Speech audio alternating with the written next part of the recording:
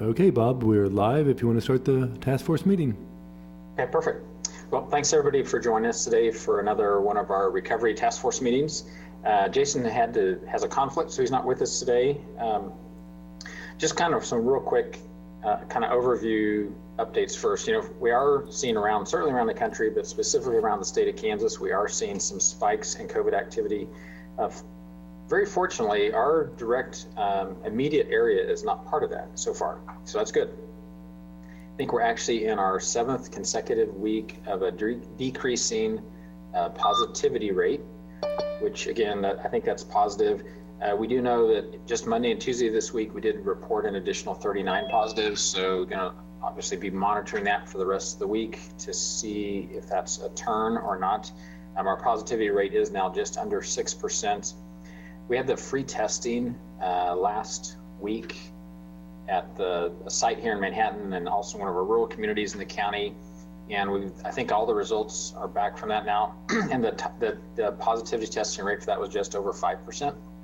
So that again is, for us, that's actually really important because these are not people who've already been pre-screened by a physician or some other healthcare provider. These are people who are just going to get testing. So it's actually a really good indicator of community COVID activity. So that's actually been very helpful to have people participate in that. So we're going to start, we've got some updates this week from a variety of folks from within the community, from Fort Riley. So we're going to kind of follow our our normal agenda and do some of those updates to begin with. And then we've got some other discussion topics today. I don't believe we've seen any health order changes of any significance from our county or any of our surrounding counties. So Dennis, Marshall, if you want to go ahead and get us started with a roll call, that would be great. Sure. Welcome everyone. If you want to hit your unmute buttons as we go through the roll call here to make sure we can capture who's on the task force meeting today. I know we've got Bob Koppel, Carla Hagemeister. Hello, I'm here. Great. Lisa Sisley. I'm here. Dr. Ryan Knopp. Robin Cole. Linda Cook. Dennis Butler. Here. Mike Dodson. Here. Dennis Cook. Gina Scroggs. Here. Mickey Dean. Kara Hawley. Kelly Laub. Hello, everybody. Like the cheerfulness, Cheryl Grice. I'm here. Shiloh Heeger. Hi, I'm here today. Fanny Fang. Karen Hibbard. I'm here. Lonnie Baker. Commissioner John Ford. Here. Commissioner Dee McKee. Commissioner Keith Asher. Julie Govert-Walter. Kelly Pascal. Saw her on there. Dr. Sagan Chase. Charles Martinez. I know we've got Ron Fear and Christy Rodriguez. And how about Robin Cole? I think she just joined. I just joined, thank you. Great, glad to have you. All right, we're through the roll call. Thanks, Bob. Thanks, Dennis. So, so as you stated earlier, we do have a lot of updates. Ed Collins from the health department is not able to join us today, but he do have some feedback from Julie Gibbs, our public health director. I think at our last meeting 2 weeks ago, there was some discussion about a group of some business leaders who had kind of volunteered, or perhaps have been voluntold by somebody to be part of a group to sit down and meet with Julie, and so they have done that. There's actually a meeting today with the public health director. We're supposed to be talking to the Board of County Commissioners, and so I don't know if that's later or already happened, John, but so I don't know if there's, I don't know that we're really anticipating any changes in the health order, but. Yeah, it happened this morning, and as of right now, 18 is still in place. I think what we're trying to discuss is maybe developing a certain amount of criteria as to what we need to do to maybe start kind of moving forward and what those may look like and how that may kind of fill in. So it's kind of an ongoing conversation, but at least as of right now, local health order 18 is going to stay in place, just as it is. Okay, perfect. Thanks, John. Carla, did you want to give an update from the school board meeting? Sure, I can do that. So the school board met last night. We had a meeting, our regular meeting, but the big topic that is of interest here was a decision from the school district about whether or not to move forward on November 2nd with going to 4 days in person for our on-site population of students. And after discussion, after presentation of recommendation from the Dr. Wade, our superintendent, and then discussion about all the different factors that weigh into that, the decision was made by the board to hold off on that, to remain in the hybrid model right now. That was Dr. Wade's recommendation at the end of his presentation, and to move forward working towards the 4-day in-person in the second semester starting in January. I would say, as always, the two things that we're trying to balance are education and safety, finding ways to meet those needs for our students and for families and for the community.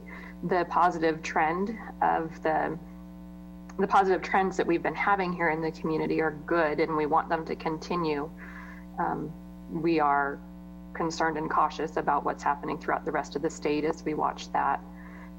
We also just logistically recognized that bringing all of our students in person would not allow us, under our current circumstances with our student populations, to do that 6-foot social distancing that is recommended and that we need to be able to do. And it's always this domino effect. If we can manage the spacing of students by splitting groups and splitting people into smaller groups or spreading out, then we come to the staffing situation of not having the teachers or adult supervision, whether it's paras or other sort of support available to make that happen.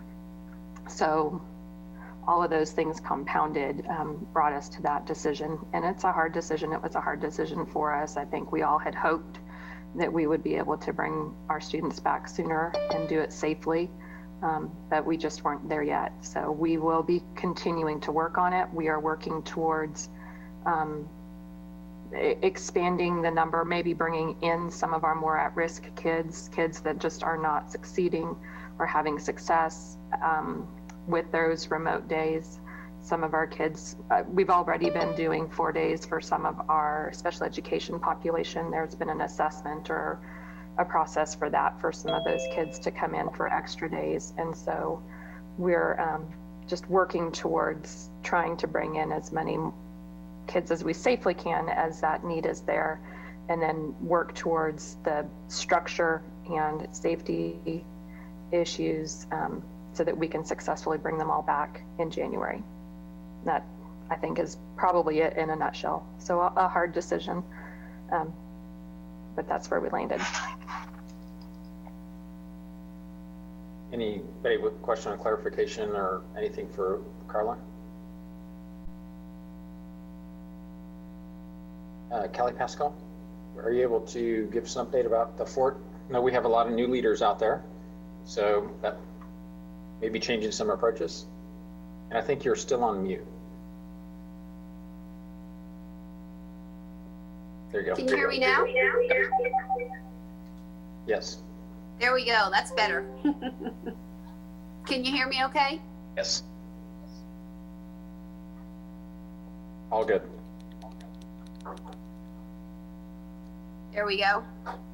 I love technology. All right, Dennis, do you have me now? Yeah, we do. Yes, you're set.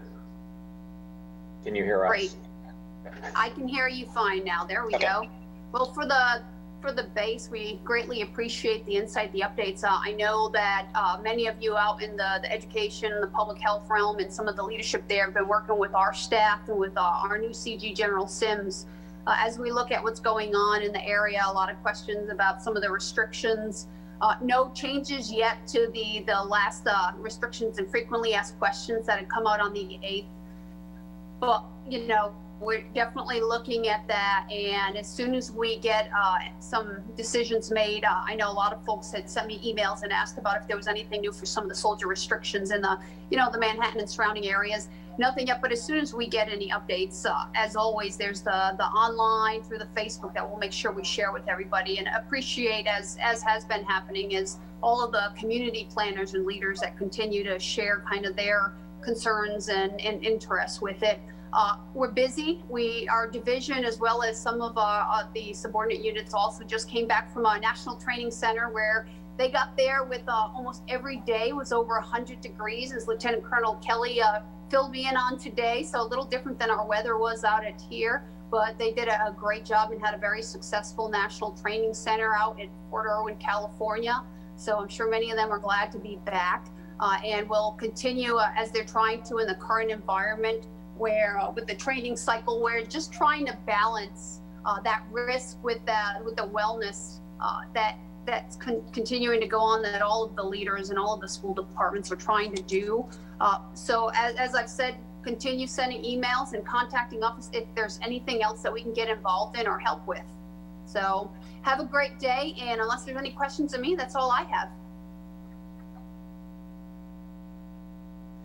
Did anybody have any questions for Kelly?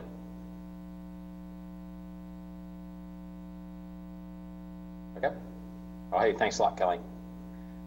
Linda Cook, didn't want to put you on the spot, but since you just popped in, didn't know if there's anything from K-State, or if you want to maybe touch on enrollment, or perhaps a point spread for Saturday's game.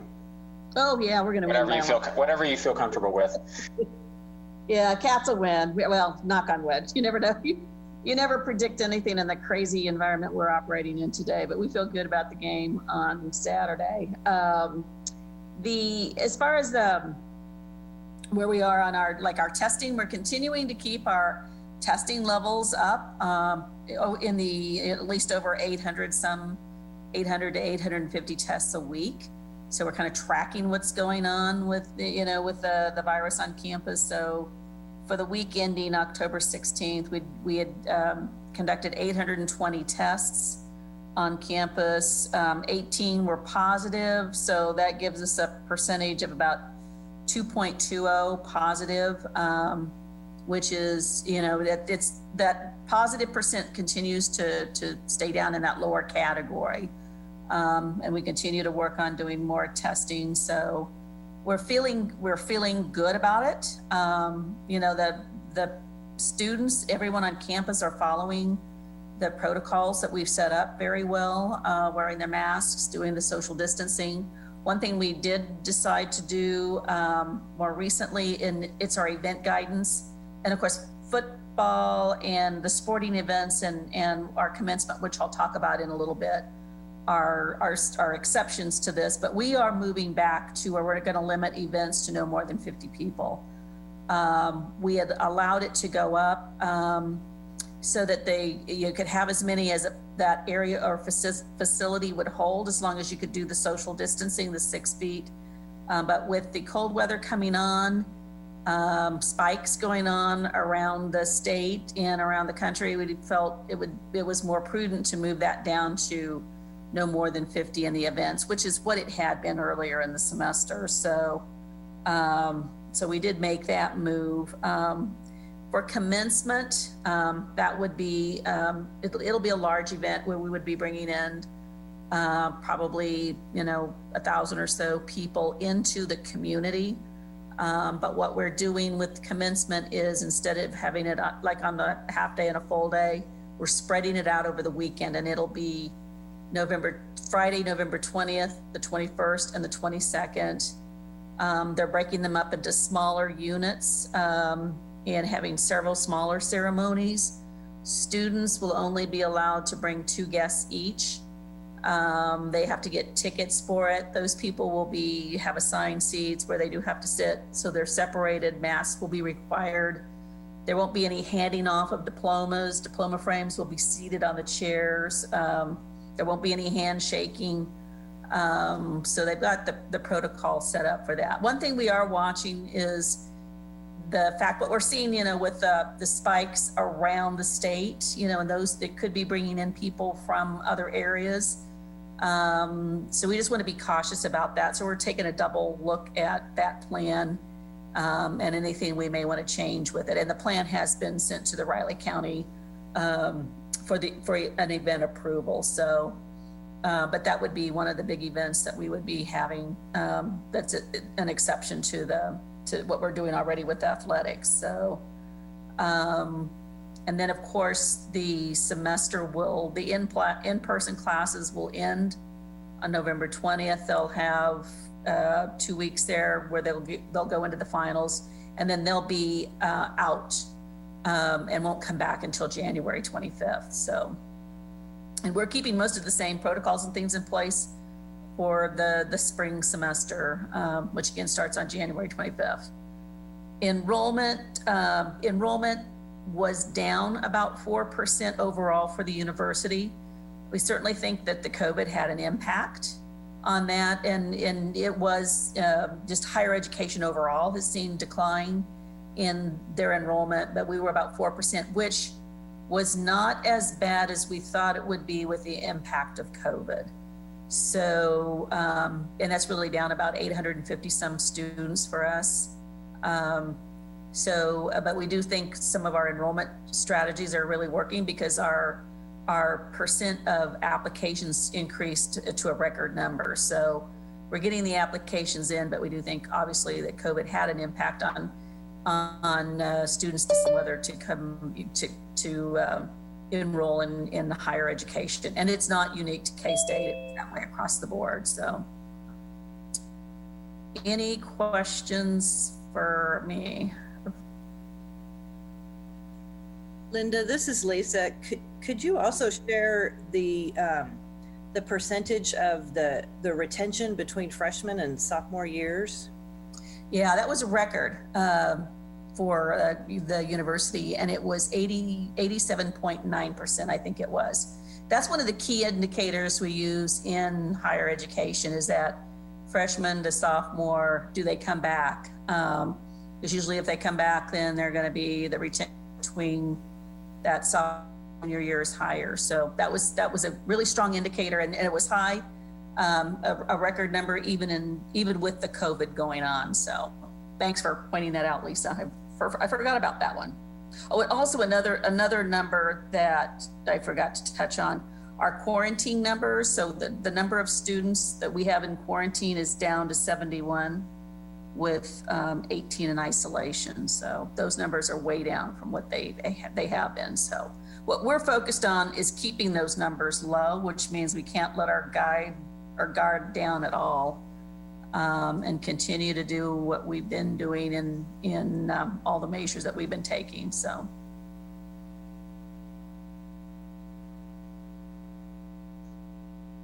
Anything else for Linda? Okay. So shift gears a little bit. In the past we've talked about the Spark funding and how it's flowing out businesses, not-for-profits, kind of that whole process. I mean, we've asked Dennis to give a kind of an update, not just on the Spark funding, but just also the Chamber's grant program, since Jason's not here today, and cover some other related material. So Dennis, do you want to walk us through that? Sure, be glad to. We said before, probably back in September, the State Department of Commerce did their own batch of grants, and from what Jason Smith has communicated, there are some Manhattan businesses that have been notified that they've gotten some of those state grants, and so that's good news, but we really haven't seen a list or a full distribution from the State Department of Commerce of actually how much has been deployed to that grant program and a list of recipients. But if you're a recipient or no one, congratulations, but the money is supposedly flowing from that state program. As Jason mentioned a couple last two meetings, they, as a chamber of Manhattan Chamber of Commerce, are administering a $2.5 million business grant program through the local Riley County Spark funds. And that is where businesses who've had a business loss are eligible for up to $15,000 per grant. And he said they've had over 200 applications. And so he said, actually, there are still some that need some more complete information or whatever it may be, but they are processing those as they come in and going back to those that need more information.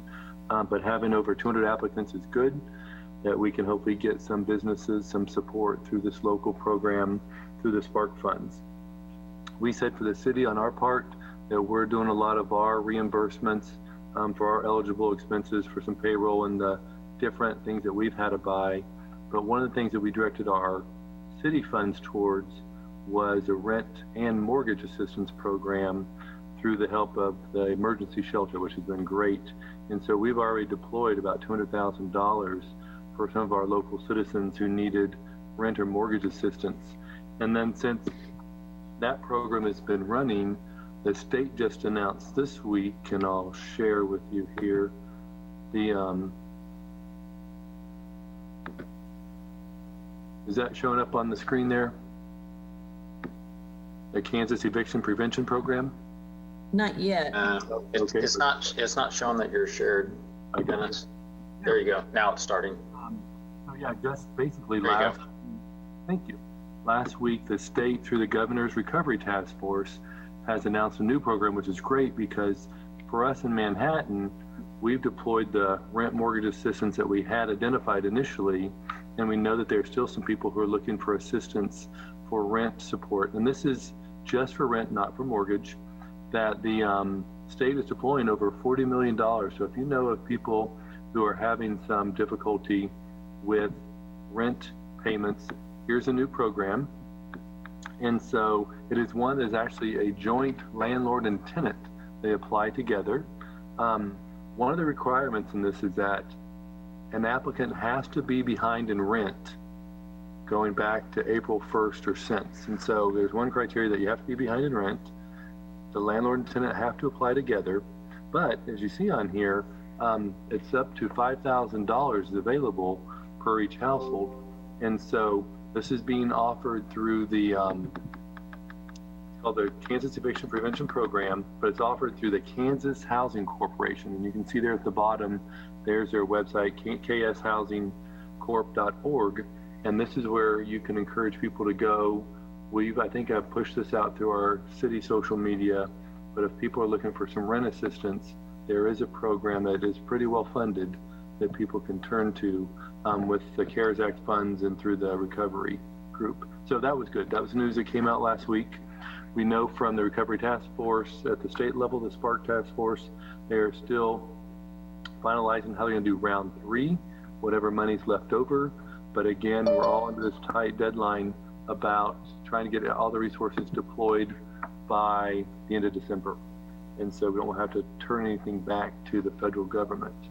And so that's all I had for those updates. I know Vern Hendrick's on here, and we're looking for a little bit of update on the nonprofit sector because the Community Foundation is running some support programs with Spark Cares funds. And so Vern, if you wanted to give us an update on the nonprofit sector, I know you're still taking some applications, but that'd be good news. Yeah, I'd be happy to. So right now we're in the process of working with the nonprofits, and we haven't got quite the number of applications as we thought. We have $500,000 we're administering, and what we've discovered is that several of the nonprofits received funds in the early go-arounds, and some of our larger nonprofits fit in the over 50 capacity. So at this point in time, we haven't allocated all of the funds, but we do know there's some nonprofits that are still going to be seeking some applications. And so we're not quite sure whether we're going to have all of the 500,000 allocated or not, but we feel like we'll have a lion's share of it. But did want to put people on notice, if there's entities in the community that need more funds, we may have some that we can shift around at that point in time as well. But you know, what we've discovered that many of them have done lots of grant programs, and some of the stipulations in this grant process doesn't allow them to pay payroll. Well, a lot of our nonprofit programs, a lot of the programming is the people themselves, which it kind of entails some form of explanation. So we've been working with Tammy quite a bit and asking questions and doing the best we can for a lot of them. But we're moving along, and it's a process, and collecting a lot of the information we need so that we can fill out a good report. But so far so good, and we've been able to fill a lot of the void for the nonprofits, obviously through our grant programs here at the Community Foundation in general, and we're happy to do that. And so hopefully, if anybody's got any questions, feel free to reach out to me or our staff, and we'll get them taken care of. So. For the county, it does apply to religious affiliated nonprofits too, doesn't it? They can apply? I barely heard you, Dennis. I can't hear you. Dennis, we lost you completely. Now you're muted. There you go. I'll put it in the chat box. Chat box, good. Vern, can you see the chat box? I can. Waiting. Not seeing any question yet. So he's still typing. The We Bob move Koppel, on, and I can come back and answer it later. So. it's the Bob Koppel School of Typing he's using this.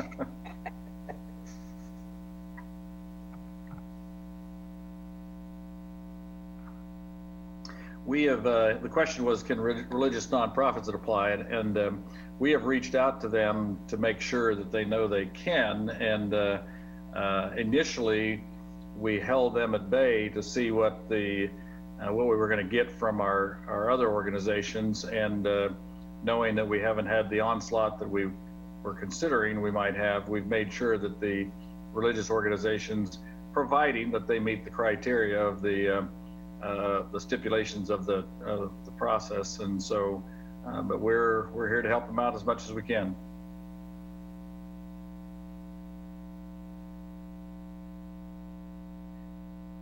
Dennis Marshall, was there anything else you needed to share? Okay. I don't know if it's working or not, but nope.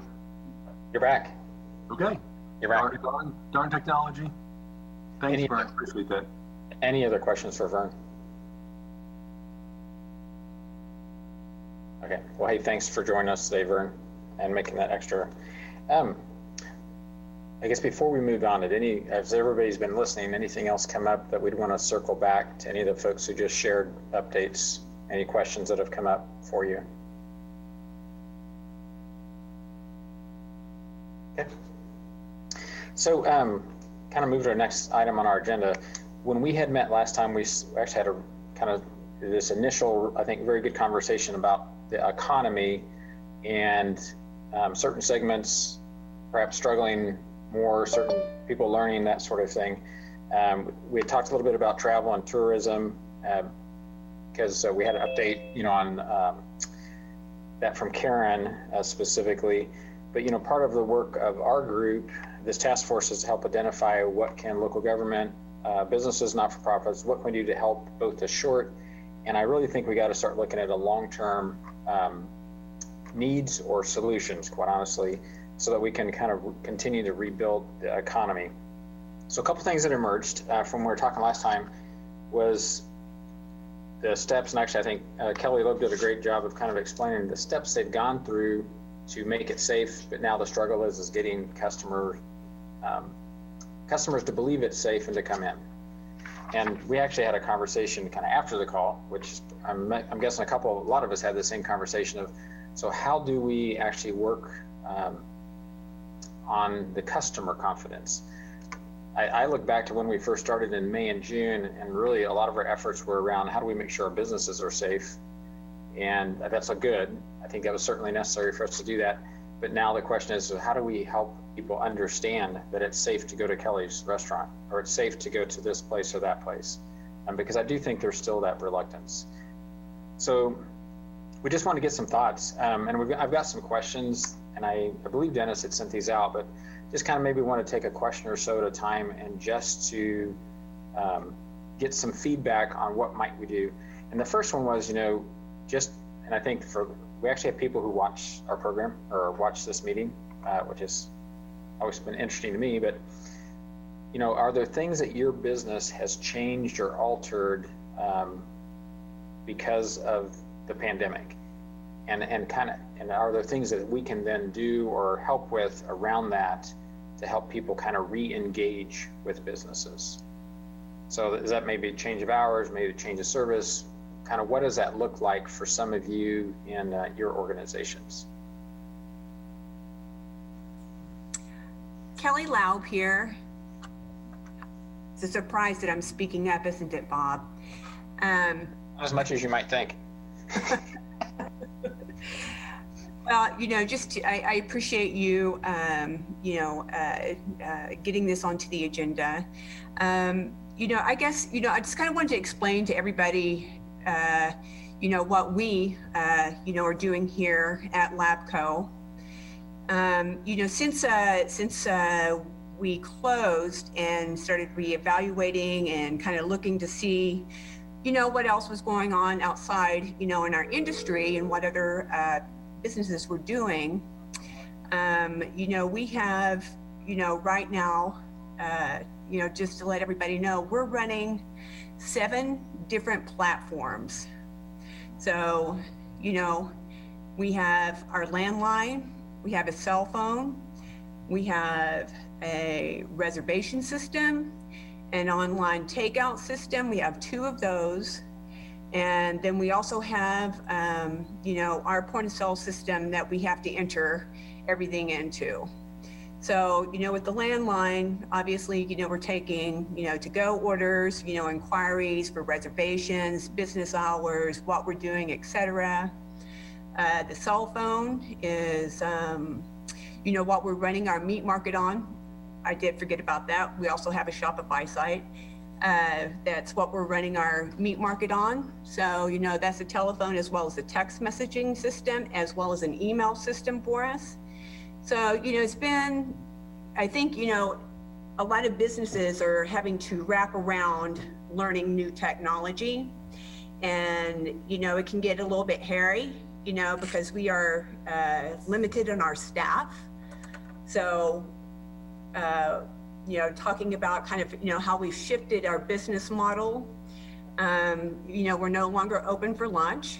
We're hoping that just doing this online market, the meat market is kind of, compensating for, any kind of, financial, what we may have made off of, lunch, being open from 11 to 4 before we shifted over to, dinner service. So what we've come to find is that, doing that, we have obviously a lot less overhead. We don't have the labor cost. We don't have the energy cost. And so it's kind of a break even, in that regard. We've decided that it's not, we're going to be closed 2 days a week now because it just seems a bit fruitless, to try to, beat a wet, dead horse in the, and try to just, keep going when, it's really not profitable.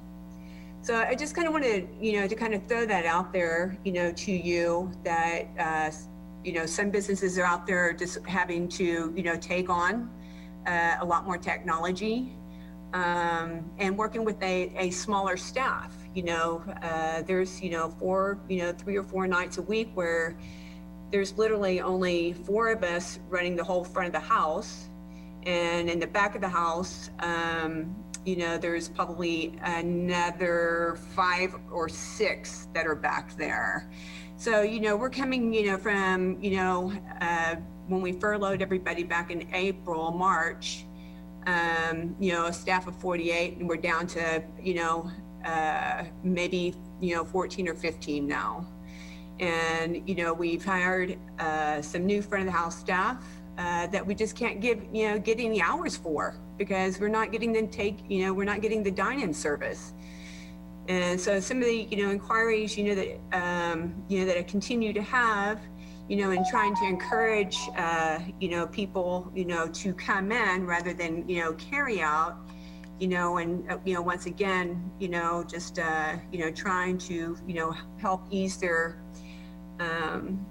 hesitancy about coming in is that, at the end of the day, what the reality is that if we can't get this dine-in going,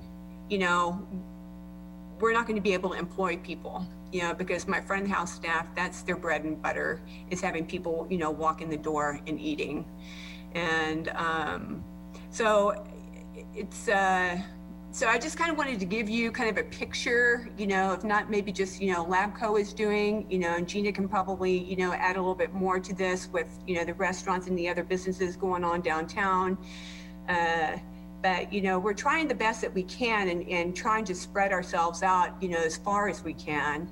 But, once again, it's just, without, getting that consumer confidence, to, come in and dine in, then it's just going to continue to be a struggle. So thank you.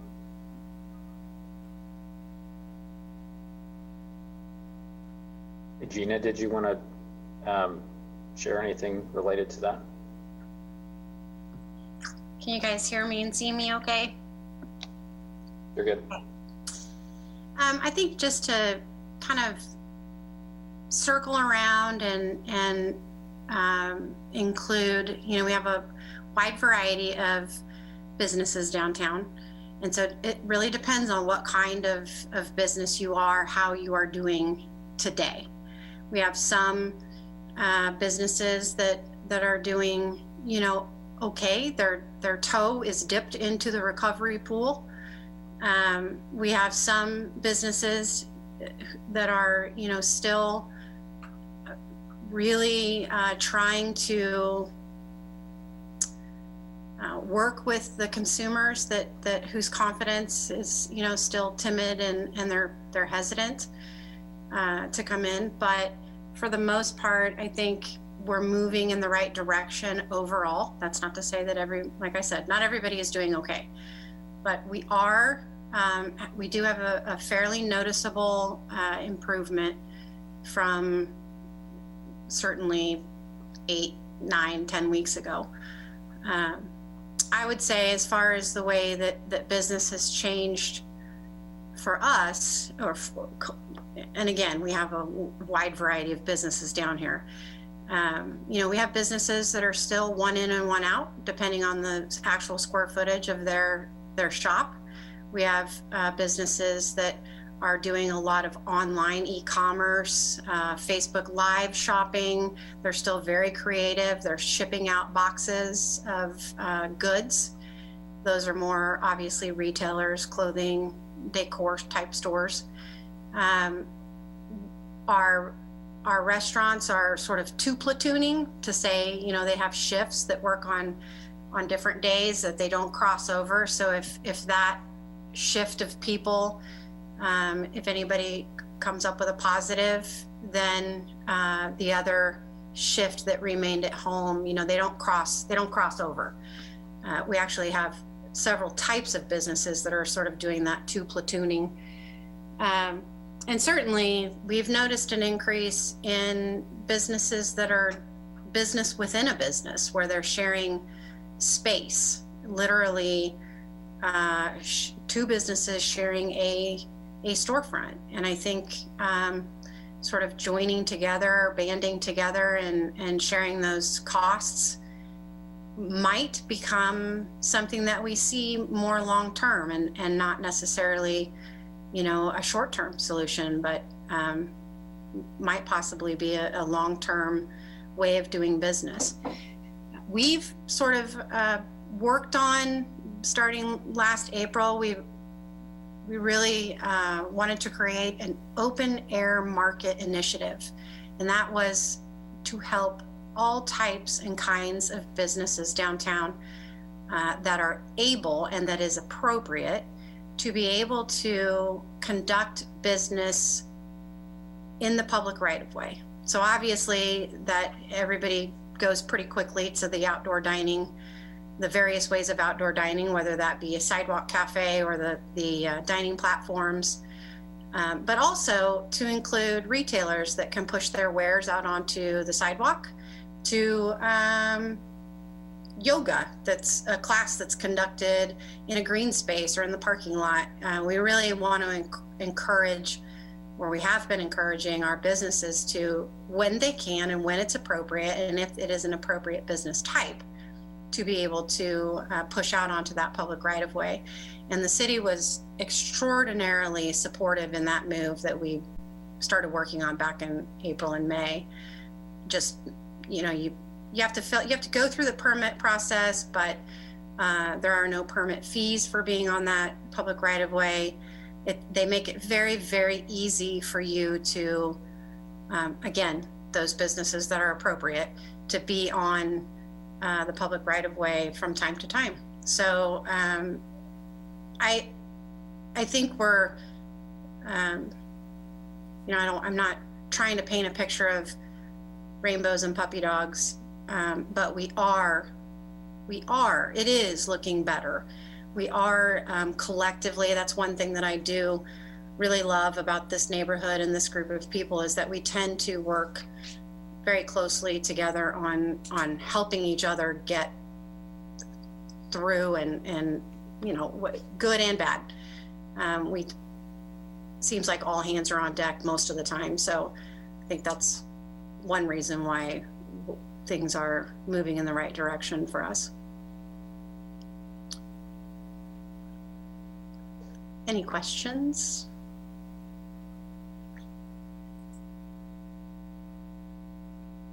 Lisa?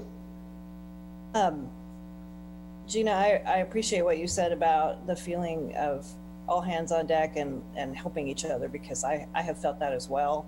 Businesses are reaching out to each other, partnering with nonprofits. I'm a co-owner of not a B2C, so I'm not in Kelly's position. I'm a B2B. Yeah.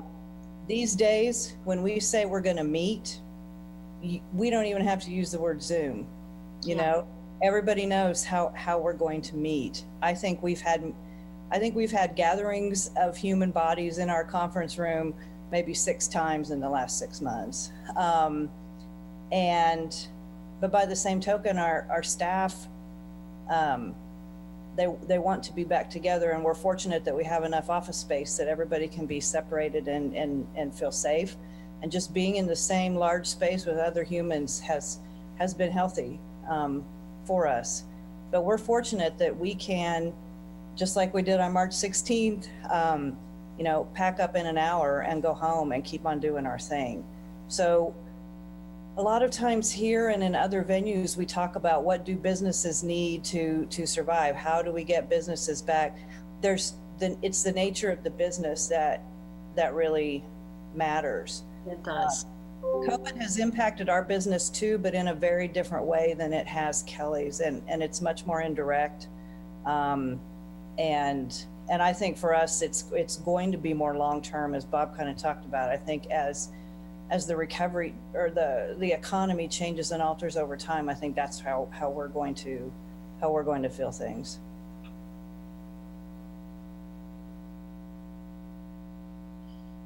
Yeah, you make an excellent point, Lisa, that it really is dependent upon what type of business. No one business fits into any type of recovery method.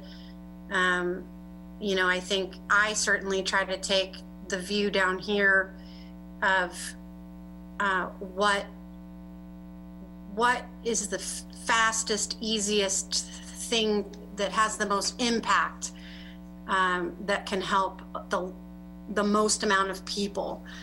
And I do that kind of thinking a lot, and doesn't even need, COVID to have that kind of thinking, but just even thinking back to Third Thursdays, when times were so amazing, and we had this art event on our sidewalks for 5 months out of the year. It was very centered around that question: what can we do to help our businesses prosper? And that was bringing people downtown, and that's always the way I think about things. But you're so right. I mean, not every business type is going to work at the same pace. It's just.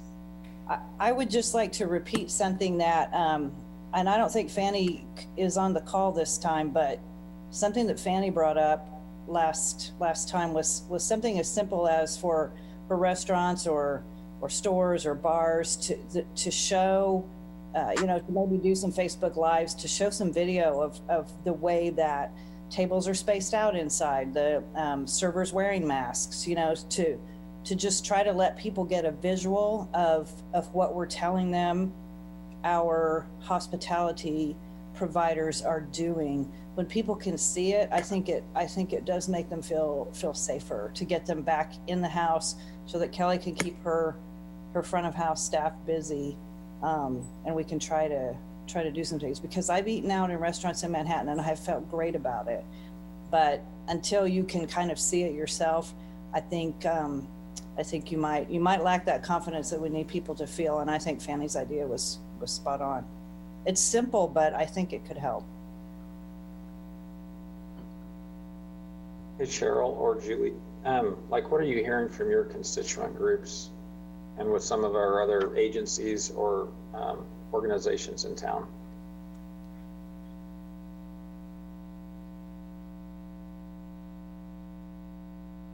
I'll just speak with the communications I've had with some of the nonprofits.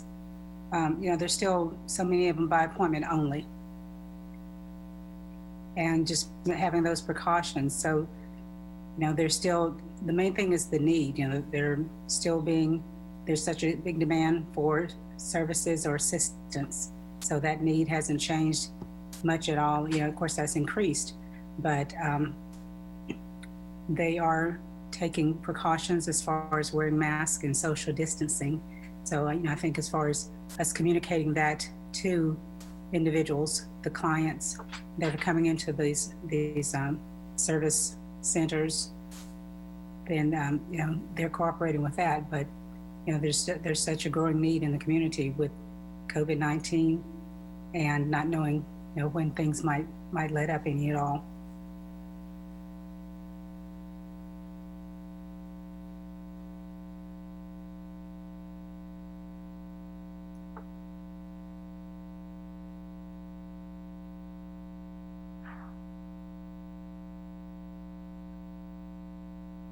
Julie, did you have anything else?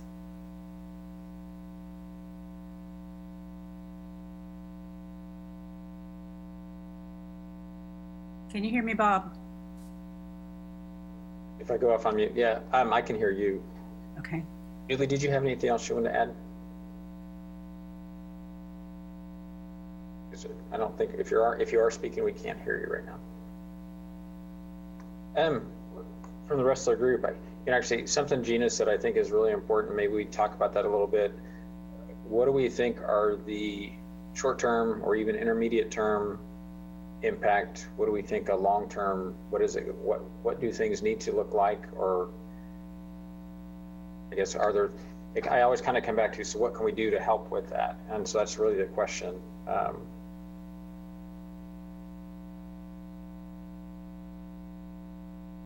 And is it actually more kind of the assistance we're working on in the spring and early summer with, for the business just to help get some things done and in place, or is it now really our focus just needs to be around consumer confidence? Is that actually what we need to work on now for the next few months?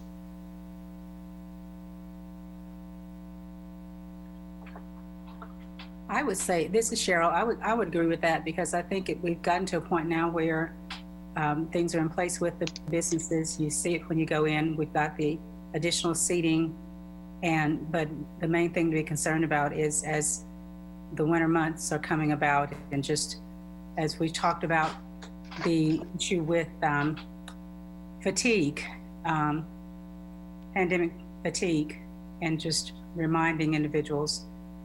And we've heard a lot about it as far as the holidays and family visiting and how that might look, or even, for example, students coming home. I mean, we're talking about our students that are leaving in November, but the students that are coming home, just keeping the conversation going with individuals as far as how to continue practicing safety. And when visitors are coming from other states, that's one thing that I did notice in being out, is having visitors. Maybe it was a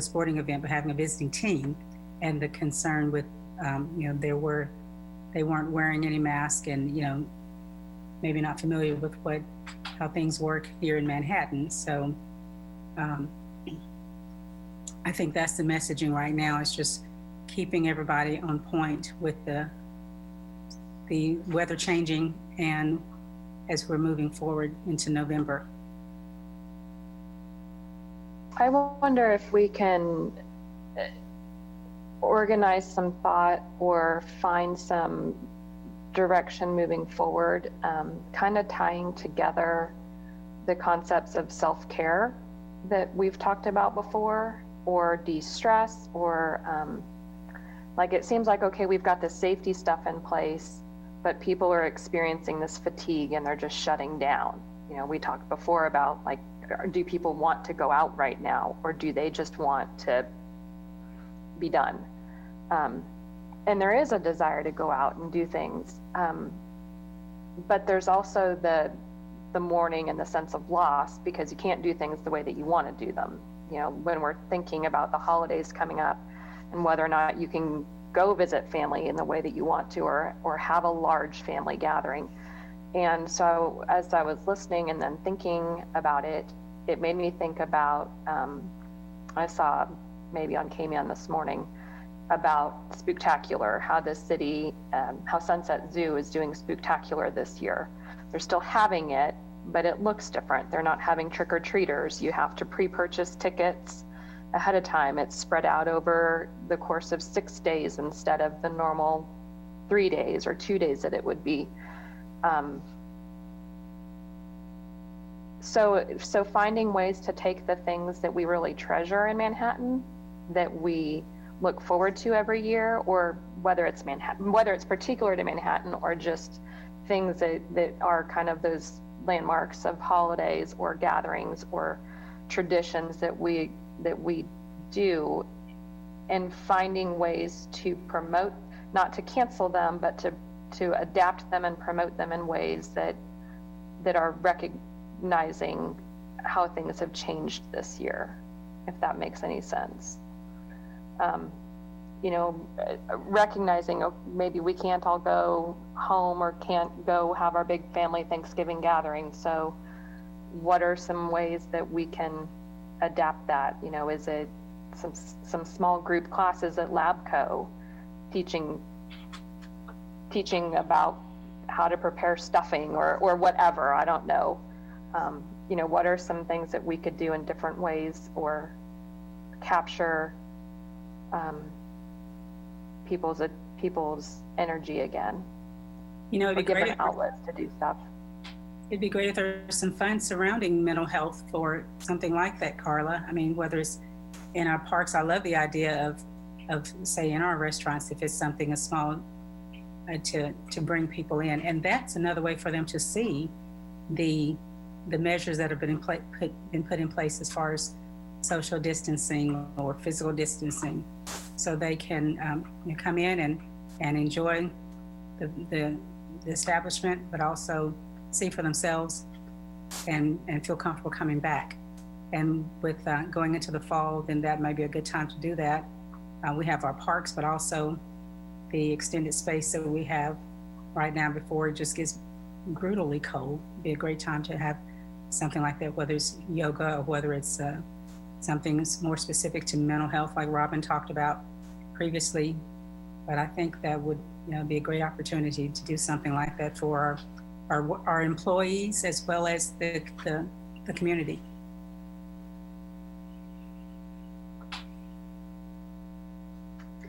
I really like the way the conversation is going. And I think it really is important for us to come up with those practical kinds of ways of keeping engaged in the community. I'm seeing that a lot of people are just getting tired.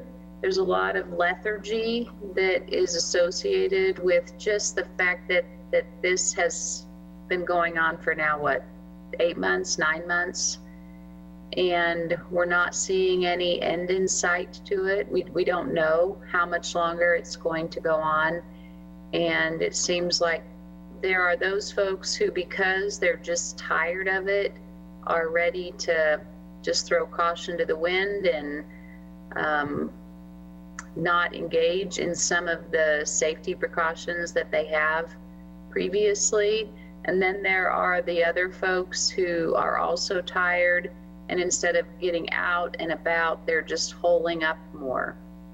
And I really liked some of the things that Carla was saying, just about how maybe we need to reinvent some of our traditions and just do them differently than we've done them before, and continue to find ways to celebrate, because we're entering what for a lot of people is a season of celebrations. And if we park all those celebrations and don't find some other way to engage in the activities that we enjoy, I think we're going to see even more of what we've already seen, which is people struggling more with depression, people struggling more with anxiety, people isolating more. And it's going to be hard to recover from that. And I think one of the things is that once it does become safer for us to be closer to each other and engaging in more activities, there are still going to be people who are going to be reluctant to do that, because this new normal takes on a permanency to it that may not be healthy necessarily. And then just everything that's going on politically and all the kind of mean and hateful and conflictual stuff that's going on, you know, in the news. If you spend too much time on social media or in front of the television set and just see everything that's going on, that's very discouraging. People need to take a break from all the time they're spending on social media and in front of the TV, and maybe engage in some of these activities that could help bring some good mental health into their lives. I've had plenty of times during the last 8 or 9 months. Geez, Robin, it feels like 10 years, but okay, if you say 8 or 9 months, I believe you. That I've been pretty low, and I've had, you know, at the points that I needed it, somebody has reached out and done something good with me. First part of May, Steve Lee reached out and said, you know, hey, let's combine our businesses on a face mask campaign project, and we did that, and that's given us some positive things to do. And there've been a lot of other examples like that. And right now, you know, things are for me personally and for my business, things are good. So I'm trying to reach out. I guess what I'm trying to say, I'll get to the point, is that I think we've all had our ups and downs, and I feel a real strong sense right now that when I'm up, I need to reach out and do what I can do for others who may not be. And so, and this is just a small example, but my husband and I are going to have 2 Thanksgivings this year instead of the one large one that we usually do, which is a combination of family and friends. We're going to have a Friendsgiving, small gathering, family Thanksgiving, small gathering, so that we still get to see the people that we care about, but we're going to do it smartly. We're all going to be at card tables scattered around the house. I mean, you know, it's just, but we'll still be able to be under a roof and be safe and enjoy each other, and just kind of try to take care of the people that, you know, that we care about. So I don't know, that's a little idea, but it's something that's been growing on me, is that when those of us who are in an up period during this, we need to reach out and take care of the people that we think maybe are not in one way or another. It's good. I just wanted to kind of chime in here for 1 second.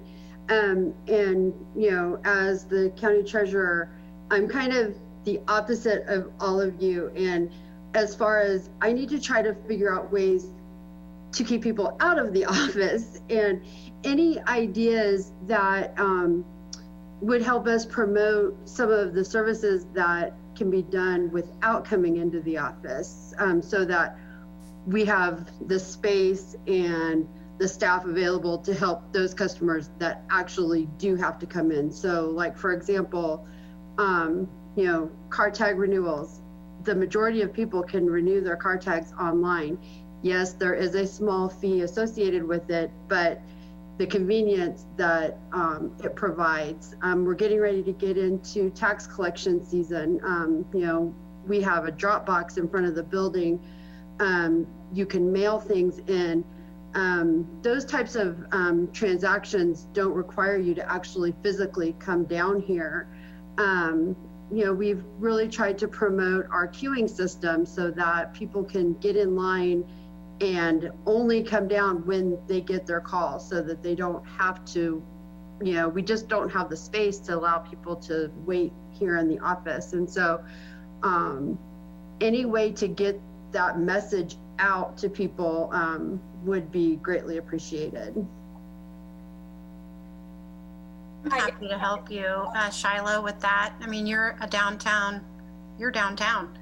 If you have you want to send me some messaging, some content. If you want to work, then I give you all those details about what time to report, where to report, and all that. Can you hear me? So.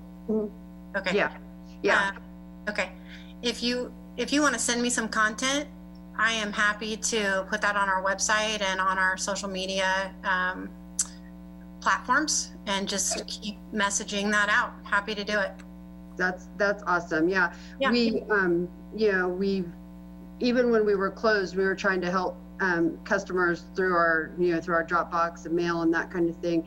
But there's some limitations, but there are a lot of transactions that don't require you to come to the office to do, and you can do it from home and stay safe. So I just wanted to put that out there. Send it to me. Happy to put it out.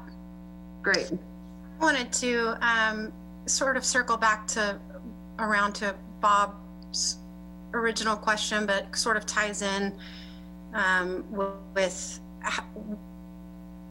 what we can do and how long do we need to do it. And I'm focused right now, specifically, really, we're getting ready to move into what would typically be our busiest time of the year, and that's the holiday shopping season. And I think going back to what Robin and Lisa were saying about, and Carla were saying about sort of self-care, there are two messages really. It's so easy, since everybody's at home and everybody's in front of their screen, to hop online onto Amazon and start ordering your holiday gifts. And I just want to encourage everyone, this is one way that you can absolutely make an impact to small businesses, and that is to shop local. And a lot of our businesses do have the ability to purchase from their place of business without actually having to go in, whether that's a phone call, whether they have a website, or they do Facebook Live promotions of events, of items that they have for sale. They'll put together boxes for you, like some national brands do, and they'll send it to you, and you can keep what you like and pay for it. And I mean, there's a variety of ways to do it. Of course, we would rather you feel confident and comfortable coming down into that place of business. But shopping local is a way that you can help to take care of business owners. They are a part of this community. They are your neighbor. They also are struggling in the same way that everyone else is. But we also have places that directly help with self-care. You can give the gift of yoga if that's your thing. You can give the gift of a spa or a massage. I mean, there's so many local businesses all over Manhattan. Give those restaurant gift cards at Christmas time, but think about being really locally minded. We're really good at that as a community. We are really solid at that. You think back to the MHK Together campaign that we did, that 502 Media did way early on in March.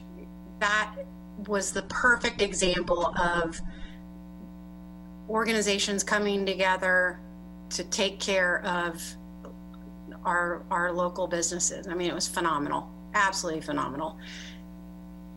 Keep in mind, you know, as we move through the holiday season, that it is really important to shop local and to support those local businesses all year long. But while we're entering this time, you know, you can also encourage that if you give a restaurant gift card, that sort of helps those folks maybe think about it differently. Like, hey, I got this gift card. I should probably go. My family member gave this to me because they think that I'd be comfortable in that space. So that's one way I think that we can help each other in the current, you know, over the next couple of months. Dennis Butler, were you going to say something? I saw your mic go off.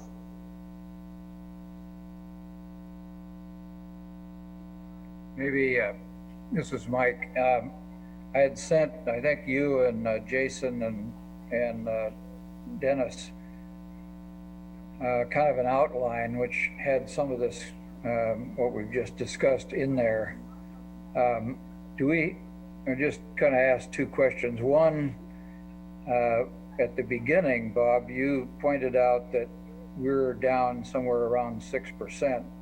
The rest, every night you see on the news that the state of Kansas is continuing to grow, maybe up around 700. And also, you know, you watch the people who have passed away due to coronavirus.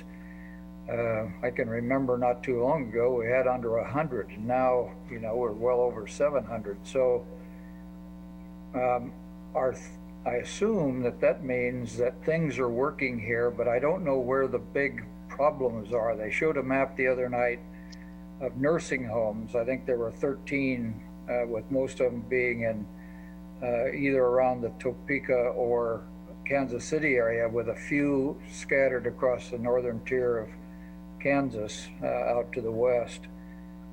So this kind of gets at the basis of, you know, we're doing pretty well. And what does that mean for the climate that we could set here in Manhattan? I mean, after all, we're trying to regionalize as much as we possibly can. So if we're doing something pretty well, it doesn't mean we can take our attention off of it, but to the degree that we can control it with the things we're doing, it must allow a certain amount of latitude for things that others can't do.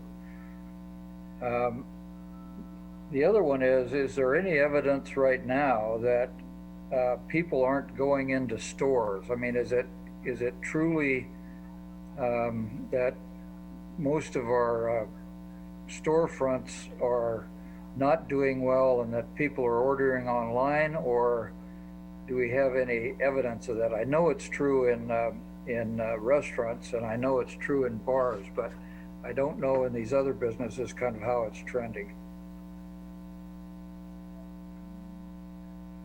You know, I do know that once we get like sales tax information, we can kind of look at the business segregation. I think it's pretty evident the restaurants in particular are struggling, and then anything related to hospitality as far as hotels, et cetera, I think, and Karen can usually get that information actually faster than we can get the sales tax information.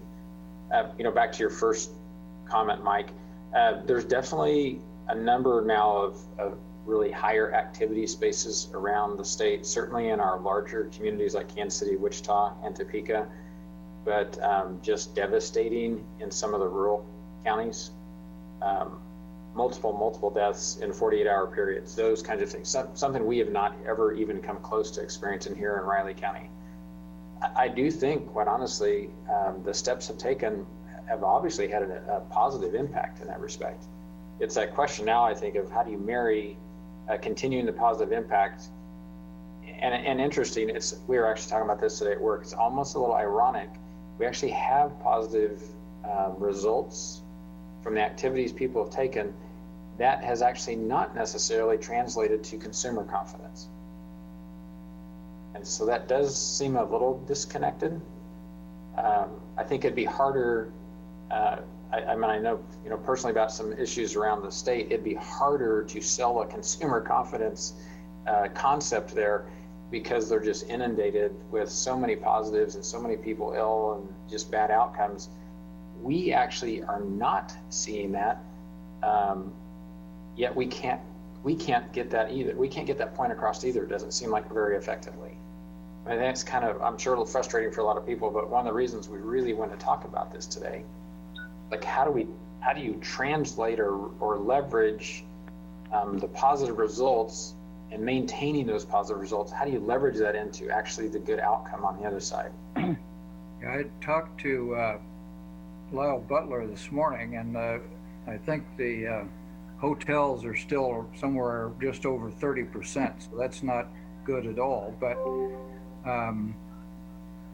then the receipts, and if Ron Fear's still on, he can speak to this, but the receipts we got in June were slightly, or about average, I guess, and then July, we were actually better than 2019 and nearly the same as 2018.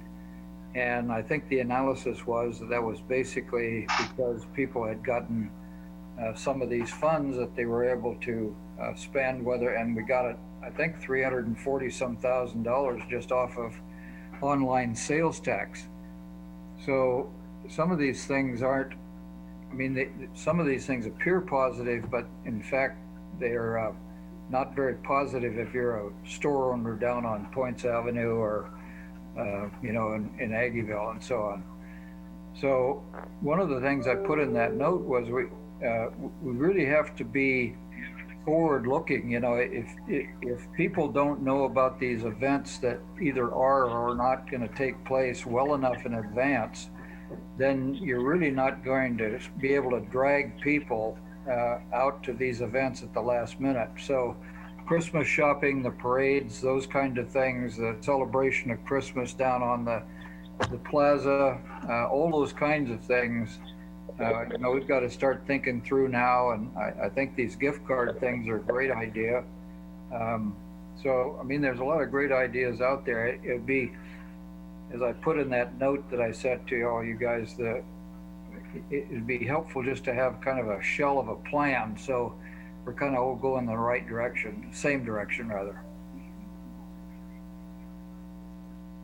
Ron, did you have a comment? I was just going to comment about one of the things we're trying to work on with the SAD campaign, and we're close to launching some of those components with, one of the things that the governor pointed out in her presentation yesterday is it's been a long time since we've seen any outbreaks associated with a salon or any of the personal services. And that's because they're all wearing their masks and they want to stay open. And that was the point of emphasis. So if people are wearing the masks and doing the right thing, and that's one of the things we're going to have to get used to for a while, is how do you wear your mask appropriately, and you do it for everybody else, especially for the folks that want you to engage with them. And it may be, we've had some special events and they seem to be going successfully.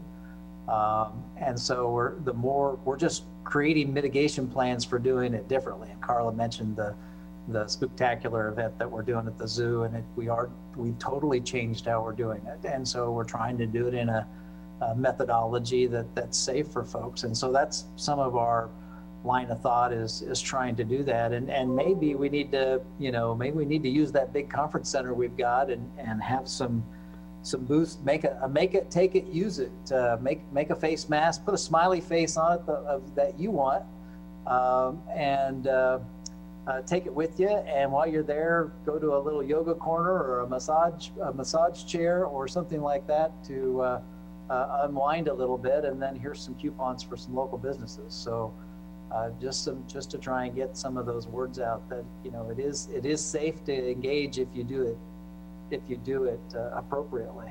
And clearly there's tons of people going to the grocery store and essential needs places and doing that all the time.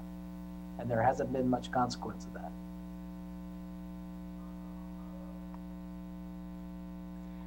I just have a brief question, just kind of out, talking about financials and like looking kind of, over, the next, 6, 9, 12 months, that was kind of presented in the agenda here. There's, I'm just curious about, the UVL, I think it's the UVL, lighting and some of the intake, outtake air, circulation, things of that nature that, we've all been probably, inundated with. And I guess, really, I'm just curious. I don't know if, Ron or, Dennis, can kind of maybe address this, but, the validity, Bob, maybe you too with being in the hospital industry, but, the validity and actuality of, is it something that is worth, the financial resources, for a business to invest in, to help, once give another layer of consumer confidence, to come into a building, especially now that, we're going into the winter months, is it worth,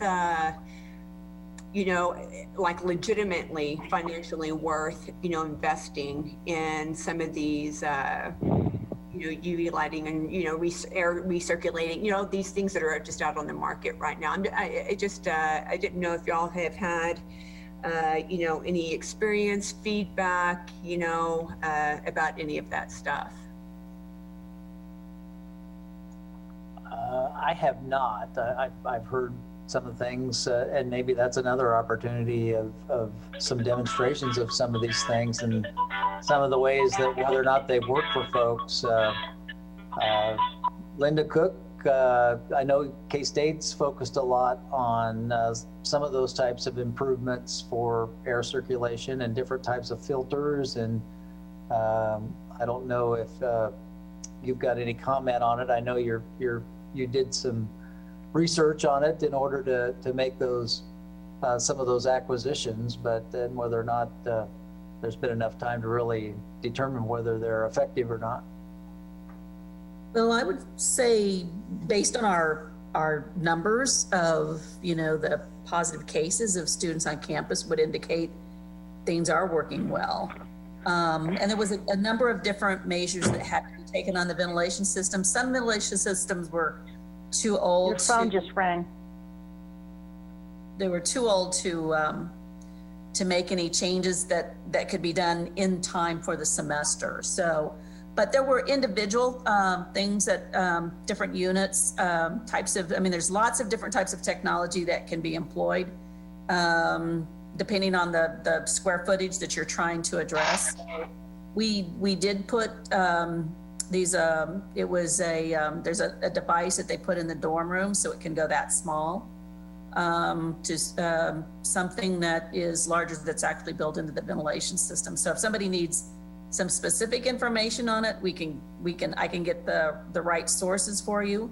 But for us, based on what we're seeing from the students' rate of, the fact that we're reducing the numbers of students with positive cases, it's not coming from the classroom and on campus when they have the positive cases. So what we're doing as far as the ventilation has been working well. And I would say too, that we have to be a little bit cautious on this one, is probably 70% of the students are at home or in their apartments or in the residence hall. Now the residence hall would be an indicator there when they're taking the online classes, because the campus is really pretty vacant. And that was to deal with the social distancing we had to do. So classrooms would only have about 30% of the people in there. So the rest are probably in their homes or apartments. But if there's more that you'd like to know on that, Kelly, I can find that for you. As I say, Kelly, there are actually a lot of these technologies that are very legitimate. They're also tend to be expensive. And there are limitations to everything. We've actually used UV lighting for decades in healthcare, both just like inside air handlers on the coil to keep stuff from growing. But then here, after we do a terminal clean, we use a UV light like in an operating room or even a patient room, but you actually have to clean it first. You can't just push the UV light in, and also it's unoccupied space. So I think that's why it's difficult to translate some of that to commercial space, because you wouldn't do that after cleaning a table, you know, if that makes sense. You couldn't actually do it. So I do think there's definitely been a lot of stuff come out. I can't remember, some sort of peroxide deals that you had in the residence hall, Linda. I'd never heard of those. But it's kind of interesting, you know, again, for us, it was like, we need to learn more about that. Is there an application for us now in our healthcare facilities? The air exchange thing is really just about how many times you're flushing the air through and either filtering it or exhausting it. And so are you bringing in lots of outside air constantly? And that's the assumption, the outside air is cleaner than your inside air. But that's, I mean, it's another safety precaution. In our experience, it does run up your utility bills, because then in the summer you're cooling more air, and in the winter you're heating more air. So that's why everything's got kind of these trade-offs. And to Linda's point, some buildings the technology is so old you can't really manage it even. You don't really even have that as an option. Newer stuff, you just have better flexibility with that. And I'm an ex-facilities director in healthcare facilities. That's why I kind of know all these things. But there's some of the technology, quite honestly, is really good. And I think in another 6 months, we're going to have yet another generation that's going to be even better, because everybody is now really, really learning about this. Cleaning is important. There's no question. Always has been. Hello, this is Julie Govert-Walter, and I am very intrigued with we talking about cleaning and sanitation and the new kinds of devices that may be out there. But in terms of thinking about consumer confidence, I'm wondering if we have given thought to using our health department resources, maybe using some of the available Spark money or something, the other resources that might be available, to maybe focus on how the restaurants, I'm going to focus on that just for a minute because I know that's a concern to everybody, but maybe grading or somehow assessing the compliance of restaurants with COVID safe practices, and maybe having that sort of assessment done and reported in some meaningful way might help inspire additional consumer confidence during this time when we're concerned about that. Again, I'm focusing on restaurants. I know that, I mean, I don't know if anything has specifically been done in this area, and maybe it has, but if not, we might want to think about doing something along those lines. So one of the things we are trying to do related to that is our Manhattan Safe and Open campaign, and a lot of our new ad campaigns is to tying back to that and encouraging businesses to take that pledge and put it into play, as well as other folks. So it isn't necessarily a specific checklist per type of business, but it's in general purposes, putting in those safety measures to make sure and broadcast that they are taking safety measures to encourage you to you can come there and eat or shop and be safe. And I guess another thing related, I wonder if there's some survey or something that could be done to ask people what would inspire their confidence in, say a particular business or a restaurant. What is it that they're looking for as they go about making their decisions as to how they're going to pick a restaurant, go to a business? I don't know. I don't know what I can tell. I can sort of gauge by people I know, but it seems to me there might be something that we could do to find out what is it? What are the criteria that people use when they go about deciding if they're going to one restaurant or another, or if they're or one business to another. I think the pledge is wonderful. I think it's great. I'm just wondering if maybe there are people out there that need something more to fortify their confidence, and that's just my thought for today. Julie, I appreciate that. But I think that we can probably kind of nip that question right in the bud.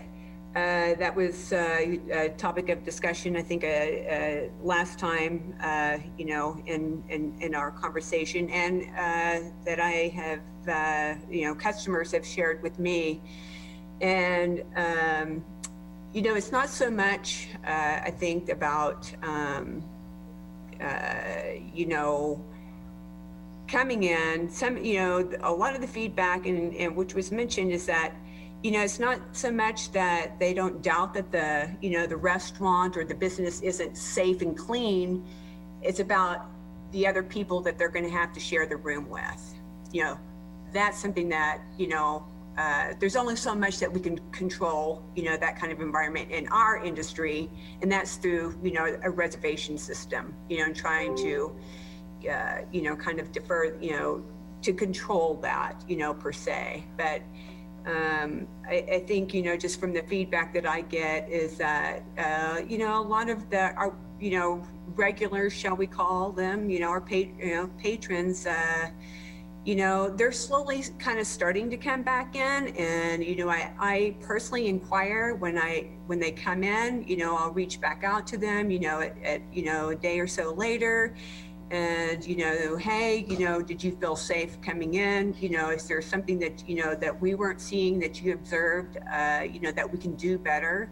So, I mean, it does take some personal engagement, but I think, just to kind of, answer that question, Julie, I think, a lot of consumers, once again, just have to see it for themselves, and, but they, some, people just don't want to go out because, they just, are afraid of, of other things, I guess, other consumers that, might be in, sharing that space with them. But I hope that maybe kind of answers your question in a little bit of a way, but I thought that was a really good point that was brought up at our last meeting, and because it was spot on.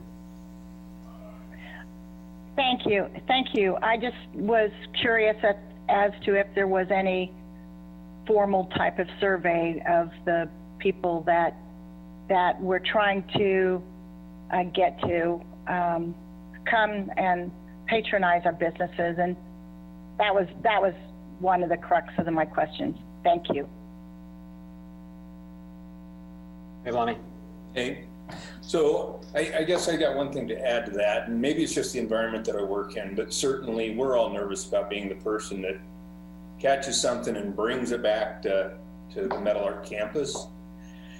I think probably what I'm hearing from people most is that I'm not afraid to get it, but I don't want to be known as the person that caught it and gave it to other people. And so there's certainly been a lot of people that don't wear masks right. They don't know when they feel like they need to be in it, when it's safe not to be in it. And I think that's complicating this recovery. There's people that have just accepted, okay, I'm just going to stay home because I don't want to do something wrong. And there's been a lot of great education, and so Lisa's done a lot of great work. But I think that still is a holdup for people. They just don't want to be in a position where they feel like they've done something wrong, and then there's a consequence to that.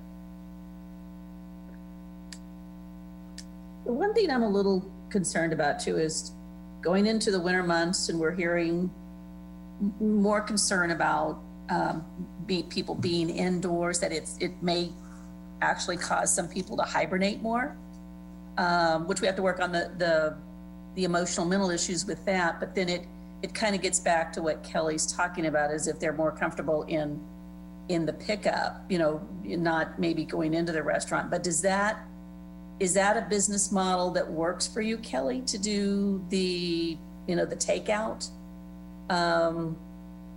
Is it hard to shift from that to people being in the restaurant and then employing some sort of campaigns to say, you know, this is it, you know, help our businesses in Manhattan if you can't be inside the facility? Because I know there's a lot of advertising. We're there with and I picked up from your restaurant several times. It's very fast, very efficient. But is that a harder model for you to work with from a financial and an employee standpoint, or having the resources to do all that? Yeah, you know, it is not sustainable.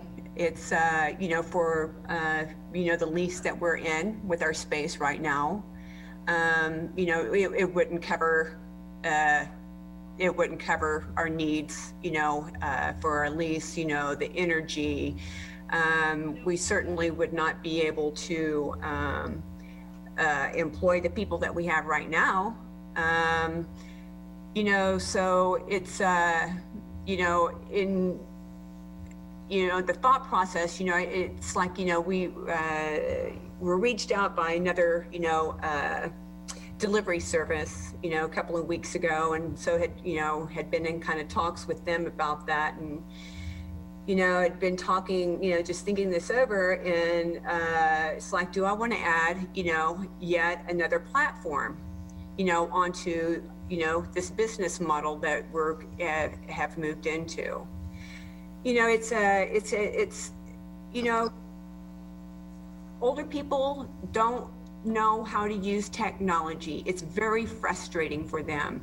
They want to order from us. They want to order from our meat market. You know, I've, you know, talked to them, you know, coached them through the phone, have had them walk through the door, pull out your phone, you know, coach them, you know, how to do that. You know, I feel that, you know, why should I add an 8th, you know, platform onto my, you know, onto my business when, you know, people are still trying to catch up with what we're trying to do right now, you know, and it's still confusing. So, you know, the takeout model, I think anybody, you know, any restaurant would tell you, and as you can see in the industry, is not sustainable. It will not pay for their rent. It will not pay for their energy. It will not pay for the, you know, for this, you know, the taxes, you know, much less, you know, our health insurance and keeping people on payroll. So it's, you know, it's no, to answer your question directly, no, it's not. And, you know, we feel we're trying so hard to do the right thing. We're trying to be, you know, respectful and, you know, doing the social distancing, and, you know, we're, the largest party that we'll take is 20 people. You know, and they're off, you know, in another room typically. So we're trying to be very respectful, you know, in the health of not only ourselves personally, but for the health of our community as well when they go out there. So I think we still, you know, Lisa, we still have a lot of catch up to do here, you know, and, you know, on both ends of the spectrum, from the consumer end as well as, you know, our end, and trying to get the, you know, understanding the technology and, you know, what our new, you know, business model is looking like. So, you know, it's just a challenge, and no, we need to have people dining in, you know, Lisa, you know, it's just, you know, because my girls, you know, my front of the house people are not making a living, you know, people aren't tipping, you know, on curbside service. You know, their bread and butter, you know, is by having people come in, you know, and, you know, running up that check average. You know, your check average on takeout is, you know, nothing. And so I guess, you know, that's good. So, yeah, so there you go. Yep, sorry, just kind of talking on there. One of our other questions had to do with, again, looking ahead 6, 9, 12 months. Are there resources that we need to be thinking about trying to pull together? either is there access to additional or different financial resources? Is there education? Are there other things that would be helpful? I mean, I think Kelly asked a really interesting question about just some of the hygiene technology. So that's certainly something we can work on. Are there other things like that that would be helpful, do we think, to our community businesses, our community not-for-profits? You know, Bob, I'd like to just say something about that. And it's not even what we can buy, it's probably what we can do. And I'm one of those people that Lonnie's talking about. You know, I'm not as afraid of getting the virus as I am of potentially giving it. And, you know, before Manhattan implemented the mandatory face mask ordinance, I wasn't overly concerned about face masks, but had traveled out of the community and was in an environment where I felt it wasn't quite as safe. People weren't adhering to the masks use or social distancing. I don't know whether they were washing their hands or not. But when I came back, I really felt like it was important for me to wear a mask. And this again was before everybody was wearing masks, just because I didn't know if I'd been exposed to the virus. I wasn't sick, I didn't have any symptoms, but for me, it was important because if I had been exposed, I didn't want to risk communicating the virus to anybody. But certainly there are no guarantees. I think, unfortunately, we all would love to have guarantees that we're not going to get sick, that we're not going to give the virus to anybody, and there just aren't any guarantees. But I think that for those of us who do believe that masks make a difference, for those of us who do believe that social distancing makes a difference, for those of us who do believe that good hand hygiene does make a difference, if we really believe that all those precautions that we're taking make a difference and do reduce the risk of spreading the virus, then I think we need to try to model that we believe that. We need to try to model that while we're doing those things, that we also have confidence that those things are going to make a difference. Again, knowing that there are no guarantees. But I do believe that those things make a difference. And so I try to follow those guidelines, and I try to model that I have confidence in those guidelines. Again, I know there's no guarantee, but I certainly try to model that I have some faith in that. And I think that for those of us who do believe that those things make a difference, I think it can have a powerful impact if we would model that we believe that those things make a difference, that if we're sick, we stay home, that if we're out in the community, we wear our masks.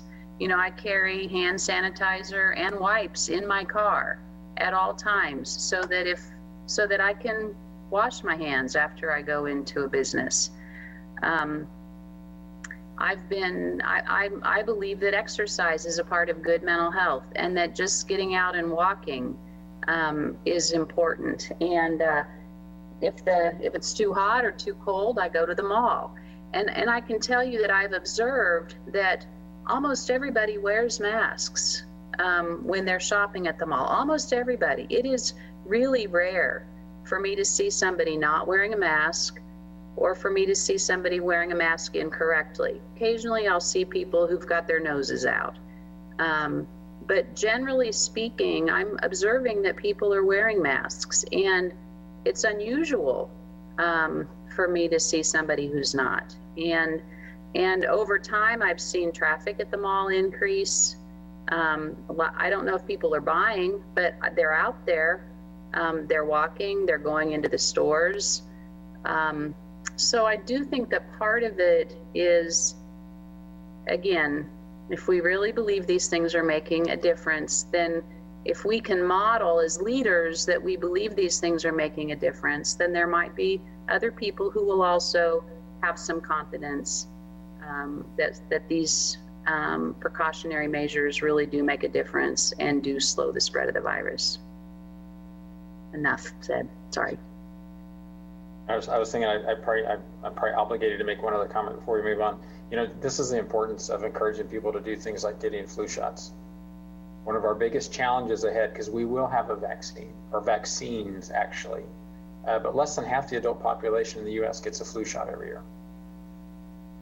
So think about now encouraging or getting people to take a shot that they typically wouldn't get 330 million times. I mean, I think that is kind of that looking ahead challenge. It's going to be great to have the tool, but how do we deploy it successfully, make a difference? We're down to about 15 or so minutes. I did want to ask, because the conversation 2 weeks ago was the setup for the conversation that we've just spent the last hour on.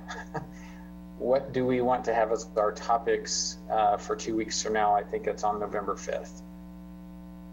Either A, kind of continue this, or are there things, other specific things that we would want to try to get prepared for?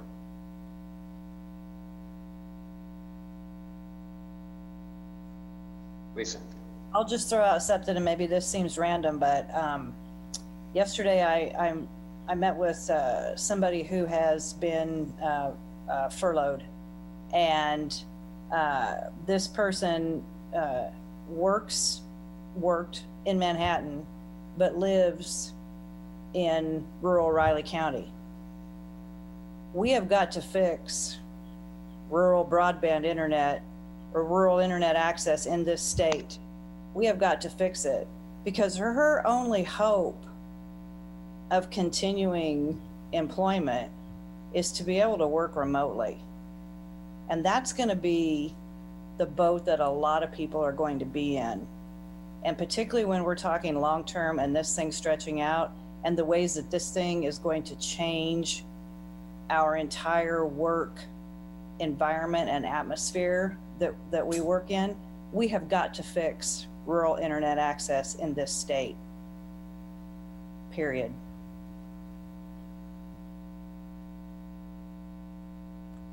Lisa, I think Governor Kelly kind of covered that yesterday in her speech yesterday. I know that there's quite a bit of money that's coming in through the Commerce Department, I believe, and so that is out. Thankfully, yay, that is out there, and they are addressing this. So, but you are spot on. Yes. I know it's been a huge problem for so many years, Kelly, and so many organizations have tried to do it. And I just hope that we don't get in our own way on this. And I hope that we can get some bipartisan cooperation on getting this done, because we have got to get it done. Thank you.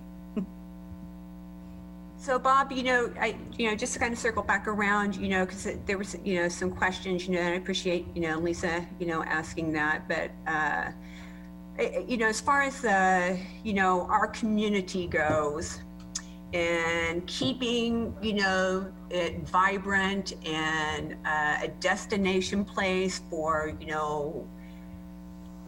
people that are wanting to come visit family, friends, K-State, events, etc. As I was just explaining about the takeout and the sustainability of that model, I guess, maybe that's a question that needs to be kind of, addressed, with some businesses. I think we're all getting creative, but is our creativity going to be able to sustain ourselves in paying our landlords and paying, just our overhead? And, it's been really, really awesome, that to see how our community, our state, our county, has come together in helping businesses. And I can tell you that Russ and I are extremely thankful that we have been the recipients of some of this money, and it's really great. But we can't sustain ourselves moving forward without ongoing assistance. And I'm sorry to say that we don't want to get into another financial, quagmire, about taking out loans, that we're going to have to be, paying off over another 20 years, So I think there just needs to be a discussion here on, if you want to keep the vibrancy of our community, moving forward, we need to understand, what it's going to take to help, financially sustain them. And so, and then I appreciate you also bringing up the technology, that's out, and what we need, as far as, safety and germs and all that stuff, that's something that, I don't want to waste my very little resources on something that I know is not going to work, because I can put that money to use very well elsewhere, but I don't want to put something in front of, my customers just to, give them some kind of false safety net, of thinking of that way. So the businesses just can't afford to keep throwing money out there, to illegitimate, technology, unproven technology, fly-by-night schemers, saying that they can come and do this and that and another thing. I think we just I would like a resource, if it works and it's within our, cost, our budget, then, we're down with it. But I just don't want to be throwing money that I don't have towards anything that's just not proven and scientific and known. So anyway, thank you. Thank you, everybody. I know I chit-chatted a lot again today. So lucky. Oh, thank you for letting me have my platform today. Thank you, Kelly. Gina, were you going to say something? And then Cheryl after that. Yeah. Is Karen on today? Karen Hibbert? She was. Yep, she is. Yep. Okay. I was just thinking a couple of different things, more immediate future, but definitely a topic, maybe for next meeting or the meeting after that, but soon, would be visitors coming to Manhattan, regional visitors. I know normally every year we do our carriage rides, our horse-drawn carriage rides down at the Festival of Lights, where the tallest Christmas tree in Kansas is located. And we do anywhere between 5,500 and 7,000 riders in that 5-week period. Obviously, we're not doing that this year, but in recent years, we know how many people come to Manhattan to see that lighted display in Blue Earth Plaza and ride the carriage rides. They come from, seriously, all over the state of Kansas, Nebraska sometimes. So I'm wondering, we won't have the carriages, but we will have the lighted display, thank goodness. I'm just wondering what we can do to still attract regional visitors to Manhattan. And then the second part of that, and maybe it's not, I don't know if there can be anything done about this, but I know sometimes I get the wintertime blahs, and I want to just huddle up with myself. And I think it's important that a small piece into maintaining our, and recovering our economy is to make sure that people don't huddle up as much as they normally do in the wintertime. And maybe there are some tips that Robin might have for taking care of yourself in the winter, overcoming some of those maybe down feelings. I know it can be, especially with the holidays, maybe some people are going to be feeling extra isolated. Just, how to, maybe just tips. I don't know. I don't know how that looks. I don't know in what way it would be delivered, but I think it's important to keep for individuals, but also for the economy, that we don't sort of, hibernate in our spidey holes. That's all I got. Robin, one of the things that you may be able to help with, or maybe Bob, is, typically after the holidays and the January time period is when we see the highest number of suicides, just because people have been with family, they've had this feeling that many people here have just recently described, and then you get to January and all that's gone. So you have this kind of gloomy period. And if we don't have the kind of celebrations of Thanksgiving and Christmas that we ordinarily have, you just have to wonder, what's the impact of that? Does it flow through to January? Does it make it worse? We may want to do some look at that so that maybe there's some action we can take to mitigate if we find it's going to be worse than normal. Yeah, I think that's really good feedback. And I'm wondering if maybe I could work with a team of individuals that would be interested. And I'm thinking maybe Lisa, are you still on the call? If maybe we could work on some kind of a mental health over the holidays or over the winter months kind of a campaign, and then just look for a number of different venues or ways to get the message out. Part of it might be through radio, part of it might be through newspaper, part of it might be through the chamber. I mean, there's probably any number of different venues through which we could get a consolidated mental health during the winter months under the circumstances of COVID campaign out and in our community. Dennis, were you going to say something? Oh, sorry, Robin. Yeah, I meant to mention this earlier before I had to leave for a few minutes.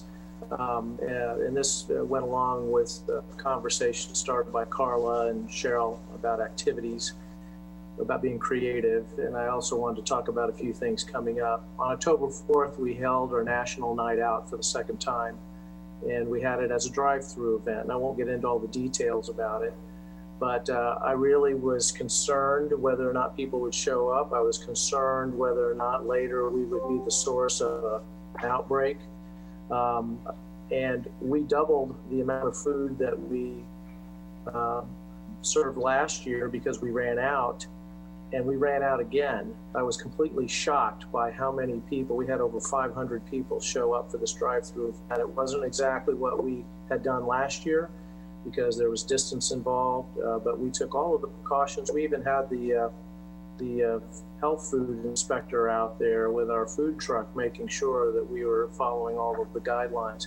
So my point in saying that is, as you know, the business, we haven't really been able to shut down, and we've been taking all of the precautions that we need to, aside from the criticism about the mask wearing. But again, we have a protocol. Officers have them, they know when to wear them, but all of the other steps we've been taking internally and out on the street have been very effective for us so far. But I wanted to just say this one event that we had was very successful, and moving forward, and I'll make this quick because I see we're running out of time. October 22nd through the 27th, someone mentioned the Sunset Zeus Spooktacular. If any of you have little kids or nieces or grandkids, uniformed officers will be there during those days handing out bags of candy. In Aggieville, they're having a Halloween trick-or-treat on Friday, October 23rd, tomorrow. We're going to be there handing out candy in front of the RCPD substation. October 31st, the Hy-Vee Halloween Saturday, we'll be directing traffic and handing out bags of candy. And then the Boys and Girls Club are going to be having a haunted house on October 31st, and we're going to be there with our food truck again. We haven't decided if it's going to be food or candy, but what I'm saying is we're creating the same community outreach opportunities we always have, employing the precautions that we need to, but these are opportunities for you and people to do something different, to come out of your houses, to come and interact with us in a positive way, the way we've always tried to do, and that we were stymied for many months. But we are determined, as hard as it is, that we're going to do this and do it safely. So I just wanted to give you some ideas coming up here in the next few days and week to come on out and spend some time with us, get a treat or two. Well, I think that's really awesome. Just to throw an idea everybody's way. Maybe doing some kind of like an outdoor theater, movie theater, like a drive-in theater. So as an example, maybe we just use, a portion over there of the mall parking lot, and you just set up a big screen, and you can just, technologically wise, hook up on your phone to listen to a movie, outdoor, just to get out of the house and to go watch a movie on a big movie screen. But you can always run, you're going to have, people, their captive attention, and you can do a lot of PSA, before they watch the movie, with things of that nature. But anyway, just a thought.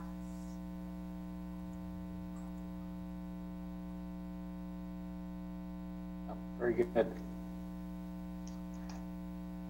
Well, a couple things here. One, we are just about out of time. We do meet again on November 5th at 2 p.m. I would ask a personal favor, all of you let Jason Smith know this was like the best task force call we've ever had. Just make sure we're all clear on that. And then if you've got other thoughts, because if you're like me, you're thinking about things afterwards, if you'll get a hold of Ron Fear, myself, Jason Smith, Dennis Marshall, or Christy Rodriguez, we will try to get things pulled together and get stuff back ready to go on November 5th, because we do want this to be time of value for all of you and also for everybody who's kind of watching us out in the community. We do really want to make sure that we're making an impact. So anything else before we sign off, Dennis? We do have this recorded, and the robust conversation, we'll send that link back out. And then 2 weeks, so after the presidential and local elections, we've got our next meeting. Goodness. Yep. Thanks, guys. Take care. Thank you. Thanks. Stay well, everyone.